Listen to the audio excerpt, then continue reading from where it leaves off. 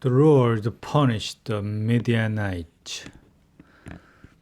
The Lord spoke to Moses. He said, "Pay the Midianites back for what they did to the Israelites. After that, you will join the members of your family who have already died." So Moses said to the people, "Prepare some of your men for battle. They must go to war against Midian. They will carry out the Lord's plan to punish Midian.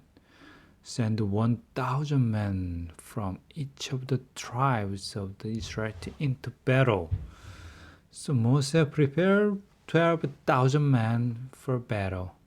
There were 1,000 from each tribe. They came from the families of Israel. Moses sent them into battle. He sent 1,000 from each tribe. Phinehas, the priest, went along with them. Phinehas was the son of Eleazar. Phinehas took some things from the sacred tent with him. He also took the trumpets. Trumpet blast would tell the people what to do and when to do it. They fought against Midian, just as the Lord had commanded Moses. They killed every man. Evi, Rechem, Zur, Hur, and Reba were among the men they killed. Those men were the 5 kings of Midian. The Israelites also killed Balaam with their swords. Balaam was the son of Beor. The Israelites captured the Midianite women and children. They took for themselves all the herd, flocks, and goods. They burned down all towns where the Midianites lived. They also burned all their camps. They carried off everything they had taken. That included the people and the animals. They brought back to Israel's camp the prisoners and everything else they had taken. They took them to Moses and Eleazar the priest. They brought them to the whole community. Israel was camped on the plains of Moab. They were by Jordan River across from Jericho. Moses and Eleazar the priest went to meet them outside the camp. So did all the leaders of the community. Moses was angry with the officers of the army who had returned from the battle. Some of them were the commanders of thousands of men. Others were the commanders of hundreds. "Have you let all the women remain alive?" Moses asked them. The women followed Balaam's advice. They caused the Israelites to be unfaithful to the Lord. The people worshipped God named Baal that was worshipped at Peor. So plague struck them, killed all the boys, and killed every woman who has slept with a man. But save for yourselves every woman who has never slept with a man. Anyone who has killed a person must stay outside the camp for 7 days, and anyone who has touched a person who was killed must do the same thing.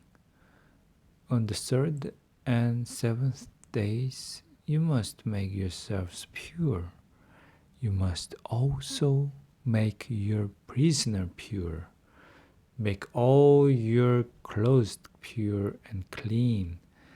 Everything made out of leather, goat, hair, or wood must be made pure and clean. Then Eleazar the priest spoke to the soldiers who had gone into battle. He said, "Here is what the law the Lord gave Moses requires. All your gold, silver, bronze, iron, tin, and lead must be put through fire.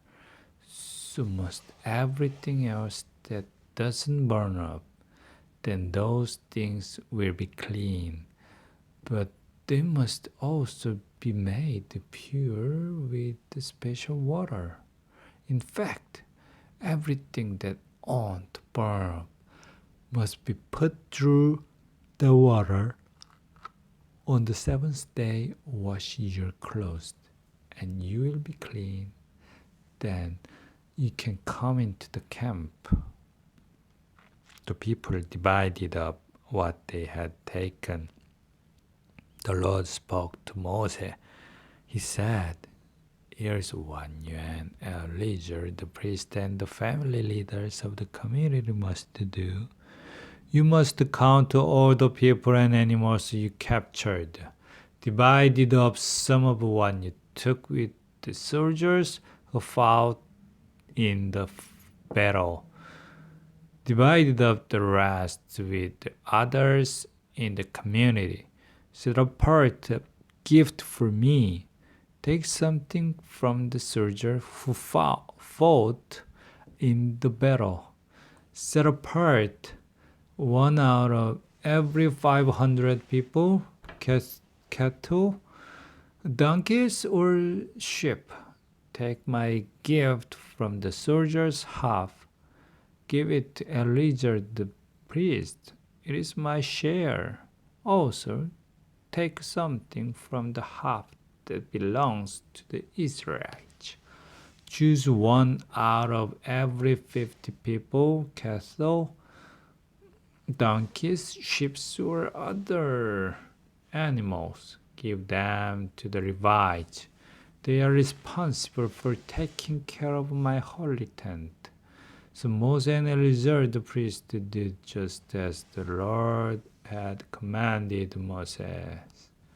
But the soldiers took included 675,000 sheep. There were also 72,000 cattle, and 61,000 donkeys, and there were 32,000 women who had never slept with a man. Here's the half that belonged to those who had fought in the battle. There were 337,500 sheep. From among them, the Lord's gift was 675. There were 36,000 cattle. From among them, the Lord's gift was 72. There were 30,500 donkeys. From among them, the Lord's gift was 61. There were 16,000 women. From among them, the Lord's gift was 32. Moses gave the gift to Eleazar the priest. It was the Lord's share. Moses did just as the Lord had commanded him. The other half belonged to the Israelites. Moses set it apart from what belonged to the fighting men. The community half was 337,500 sheep, 36,000 cattle, 30,500 donkeys, and 16,000 women. Moses chose one out of every 50 people and animals. He gave them to the Levites. They were accountable for taking care of Lord's holy tent. Moses did just as the Lord had commanded him. Then the army officers went to Moses. Some of them were the commanders of thousands of men. Others were the commanders of hundreds. All of them said to Moses, "We have counted the soldiers under our command. Not a single one is missing. So we brought an offering to the Lord. We brought the gold each of us took in the battle. That included armbands, bracelets, rings, earrings, and necklaces. We brought them in front of the Lord to pay for our sin." Moses and Eleazar the priest accepted the beautiful gold things from the army officials. The gold received from the commanders of thousands and commanders of hundreds weighed 420 pounds. Moses and Eleazar offered all of it as a gift to the Lord. Each soldier had taken things from the battle for himself. Moses and Eleazar the priest accepted the gold from all the commanders. They brought it into the tent of meeting. It reminded the Lord of the Israelites. Numbers 32. The tribes on the east side of Jordan River. The tribes of Reuben and Gad had very large herd of flocks. They looked at the land of Jazer and Gilead. They saw that those lands were just right for livestock. So they came to Moses and Eleazar the priest. They also came to the leader of the community. They said, "We have seen the cities of Ataroth, Dibon, Jazer, Nimrah, and Heshbon. We've seen Elilah, Sebam, Nebo, and Beon. All of them are in the land of the Lord has brought under Israel's control. This land is just right for livestock, and we have livestock. We hope you're pleased with us." They continued, "If you are, please give us this land. Then it will belong to us. But don't make us go across the Jordan River." Moses spoke to the people of Gad and Reuben. He said, "Should the rest of us go to war while you stay here? The Lord has given the land of Canaan to the Israelites. So why would you want to keep them from going over into it? That's what your fathers did. I sent them from Kadesh Barnea to check out the land. They went up to the valley of Eshcol and looked at the land. Then they talked the Israelites out of entering the land the Lord had given them.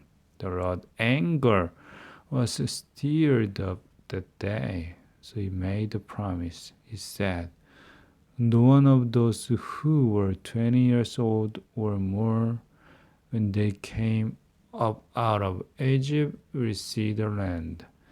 They have not followed me with their whole heart. I promised to give the land to Abraham, Isaac, and Jacob. But not one of the people who came up out of Egypt will see the land except Caleb and Joshua. Caleb is the son of Jephanneh, the Kenizzite, and Joshua is the son of Nun. They will see the land. They followed the Lord with their whole heart. The Lord became very angry with Israel. He made them wander around in the desert for 40 years. They wandered until all the people who had done evil in his sight had died. Now here you are, you bunch of sinners. You have taken the place of your fathers, and you are making the Lord even angrier with Israel. But if you turn away from following him, then he will leave all these people in the desert again, and it will be your fault when they are destroyed. Then they came up to Moses. They said, "We would like to build pens here for our livestock. We would also like to build cities for our women and children. But we will prepare ourselves for battle. We're even ready to go ahead of the Israelites. We'll march out with them until we've brought them to their place. While we are gone, our women and children will live in cities that have high walls around them that will keep them safe from the people living in this land. We aren't to return to our homes until each of the Israelites have received their share of the land. We aren't to receive any share with them on the west side of the Jordan River. We've already received our share here on the east side." Then Moses said to them, "Do what you have promised to do. Get ready to fight for the Lord. Prepare yourselves and go across the Jordan River.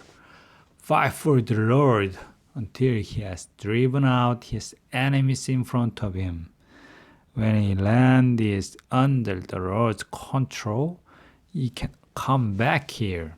Your duty to the Lord and Israel will be over.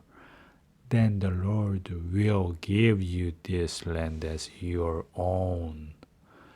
But what if you fail to do your duty? Then you will be sinning against the Lord, and you may be sure that your sin will be discovered. It will be brought out into the open. So build up cities for your women and children. Make sheep pens for your flocks. But do what you have promised to do." The people of Gad and Reuben spoke to Moses. They said, "We'll do just as you command. Our children and wives will remain here in the cities of Gilead. So will our flocks and herds, but we'll prepare ourselves for battle. We'll go across the Jordan River and fight for the Lord. We'll do just as you have said." Then Moses gave orders about them to Eleazar the priest. He gave the same orders to Joshua, the son of Nun. He also spoke to the family leaders of the Israelite tribes. He said, "The men of God and Reuben must get ready for battle. They must go across the Jordan River with you.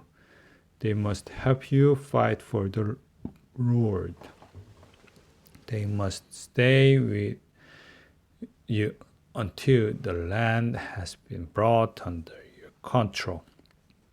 If they do, you must give them the land of Gilead as their own. But what if they don't get ready for battle? What if they don't go across the Jordan with you? Then they must accept a share with you in Canaan. The people of Gad and Reuben gave their answer. They said, "We'll do what the Lord has said. We'll get ready for battle. We'll go across the Jordan into Canaan. We'll fight for the Lord there. But the property we receive will be on this side of the Jordan River." Then Moses gave their land to them. He gave it to the tribes of Gad and Reuben and half of the tribe of Manasseh. Manasseh was Joseph's son. One part of that land had belonged to the kingdom of Sihon. He was the king of the Amorites. The other part had belonged to the kingdom of Og. He was the king of Bashan. Moses gave that whole land to those 2.5 tribes. It included its cities and territory around them.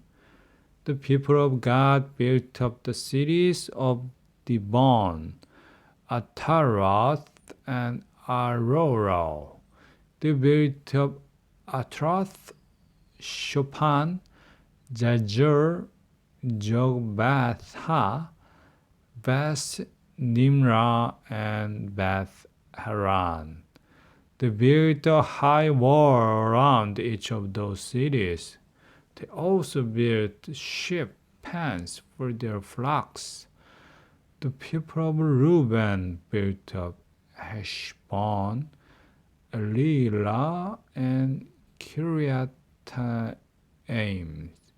They also built up Nebo, Baal, Meon, and Shema. They gave new names to the cities they had built up.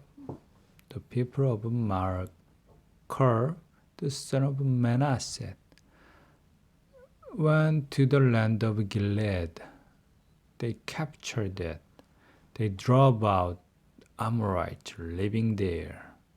So Moses gave Gilead to the people of Machir, the son of Manasseh. They settled there. Jair was from the family line of Manasseh. Jair captured the Gilead settlement. He called them Havoth Jair. Nobah captured Kenath and settlements around it. He named it after himself.